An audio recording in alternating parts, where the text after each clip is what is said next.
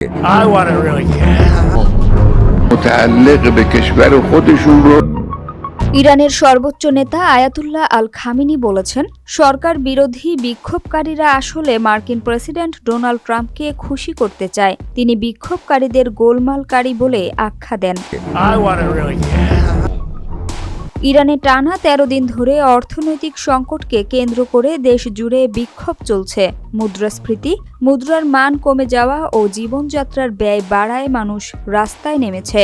অনেক বিক্ষোভকারী সরকার ও মোল্লাতন্ত্রের পতন চাইছেন।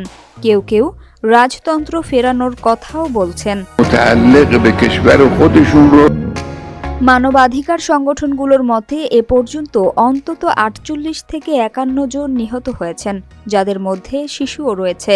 গ্রেপ্তার হয়েছেন ২,০০০-এর বেশি মানুষ। দেশজুড়ে এখনও ইন্টারনেট ব্ল্যাকআউট চলছে। فکر سیاسیتون رو حضورتون رو খামেনি বলেছেন, ইসলামী প্রজাতন্ত্র কোনো চাপের কাছে মাথা নত করবে না এবং ধ্বংসাত্মক উপাদান কঠোরভাবে দমন করা হবে। নিরাপত্তা বাহিনী ও বিপ্লবী গার্ডও বিক্ষোভকারীদের বিরুদ্ধে কঠোর ব্যবস্থা নেয়ার হুঁশিয়ারি দিয়েছে। অন্যদিকে মার্কিন প্রেসিডেন্ট ট্রাম্প বলেছেন, ইরান বড় বিপদে আছে। বিক্ষোভকারীদের ক্ষতি করা হলে যুক্তরাষ্ট্র কঠোর জবাব দেবে বলেও হুমকি দিয়েছেন তিনি, যদিও সরাসরি সেনা পাঠানোর কথা বলেননি।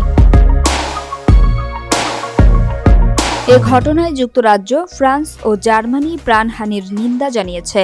জাতিসংঘও উদ্বেগ প্রকাশ করে শান্তিপূর্ণ বিক্ষোভের অধিকার রক্ষার আহ্বান জানিয়েছে।